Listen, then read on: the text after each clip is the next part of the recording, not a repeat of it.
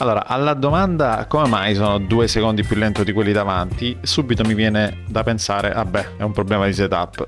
In realtà è un insieme di cose. Il setup magari sì, è la prima, ma anche se prendi il setup di chi sta in prima posizione, sicuramente non riuscirai a fare il suo tempo. Perché una persona per stare lì in cima ai tempi e alle classifiche ha comunque un insieme di qualità che gli fanno fare quel tempo lì. Questo video mi è venuto in mente osservando chi gira magari un pochino più lento e molto spesso tendenzialmente ti chiede il setup perché crede che sia la soluzione. No, non è la soluzione del setup, devi mettere insieme anche gli input dei pedali e del volante, che sono molto importanti, quindi se tu butti giù a tavoletta e fai pattinare l'auto, chiaramente perderai più tempo di chi è bravo a dosare l'acceleratore. Se tu non sai fare trial braking e vai di ABS, l'ABS ti farà allungare la frenata e sicuramente perderai più tempo di chi sa usare i pedali. Stessa cosa col volante, se tu riesci a percepire l'auto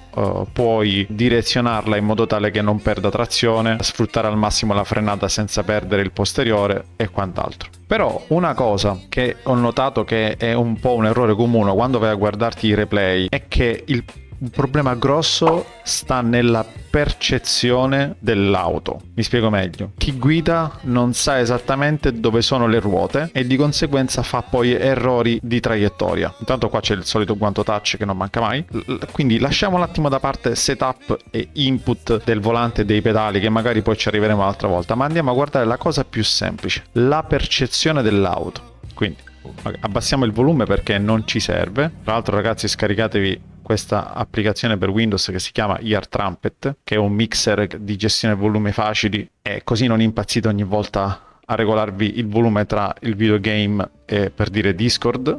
Andiamo un attimo a capire la percezione dell'auto. Noi siamo in auto, ma vi siete mai chiesti dove sono le ruote? Perché io vedo molti errori di traiettoria, come vi dicevo prima, perché non si sfrutta bene la pista. E per sfruttare bene la pista bisogna capire dove sono le ruote dell'auto. E quindi avete mai fatto questo esperimento? Se non l'avete fatto, guardate perché è molto interessante. In questo momento può sembrare che le ruote siano esattamente sulla linea bianca. Guardate. Cambiando inquadratura, guardate quanto spazio c'è ancora sulla sinistra. Cioè, ragazzi, c'è 1 metro. Ciò significa che se uno non ha la percezione di dove sono le ruote dell'auto, lascia perennemente 1 metro a sinistra. Quindi, come bisogna fare per capire dove sono le ruote? Molto semplicemente, si va a cercare un cordolo, si fa a cercare un bordopista e quando sentite che l'auto è sulla linea, ecco qua, perfetto. In questo momento le mie ruote dovrebbero essere sulla linea e guardate la linea in corrispondenza di dov'è, quasi in corrispondenza della dashboard giù, o comunque lì vedete dove è in alto, molto più a destra rispetto a quello che dovrebbero essere in questo momento le ruote se ci dovessimo affidare al cockpit. Vedete? In questo momento io sono con le ruote sulla linea bianca. Ovviamente su ogni auto e in base a come siete organizzati con il FOV, questa è una prova che dovete fare sempre per capire dove si trovano le ruote di sinistra, e la stessa cosa la dobbiamo fare sulla destra. Quindi ci spostiamo a destra, perché a destra è ancora peggio. Visivamente dovrei essere con le ruote sulla linea bianca di destra. In realtà, se andiamo come abbiamo fatto prima a guardare, vedete? Mezzo metro manca. Quindi stessa cosa, andiamo a cercare la linea bianca. Ecco, in questo momento dovrei essere sulla linea bianca e vedete, in pratica la linea attraversa metà cofano, cioè in direzione di questa clip messa sul tergicristalli io ho le ruote di destra. Questa è proprio la prima cosa da fare quando si sale su un'auto nuova, cioè capire dove sono le ruote di sinistra e dove sono le ruote di destra, in modo tale che potrete avere una percezione migliore dell'auto e sfruttare la pista. Ok, gli input pedali eccetera eccetera, stile di guida, mettiamo quello che vogliamo,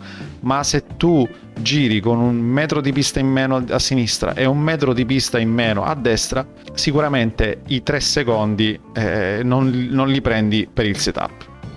Tra l'altro ora vi faccio vedere come vedo io tramite magari lo smartphone. Io vedo esattamente questo. Ho messo proprio il monitor vicino al volante, alla base. C'è addirittura chi lo inserisce proprio qui.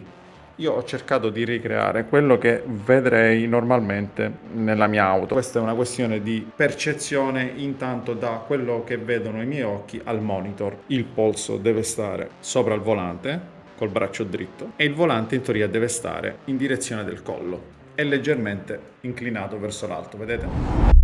Ok, lasciamo perdere un attimo il FOV e concentriamoci sui limiti dell'auto che avevamo stabilito prima, quindi limite sinistro e limite destro. E se con un po' di immaginazione io ve li facessi vedere così, cosa ne pensate? Vedete? I limiti sono leggermente asimmetrici, perché ovviamente guidiamo a sinistra, quindi il limite sinistro sarà più vicino rispetto al limite destro che è leggermente più lontano. Questo è semplicemente un grafico di prospettiva e io l'ho colorato in modo da farvi vedere più o meno cosa dovete andare a guardare e quale dovrebbe essere la percezione che i vostri occhi dovrebbero avere su quello che vedete. Bene ragazzi, questo era un piccolo video che introduceva il concetto di percezione. Come al solito, se il video vi è piaciuto fatemelo sapere con un like e noi come sempre ci vediamo in pista.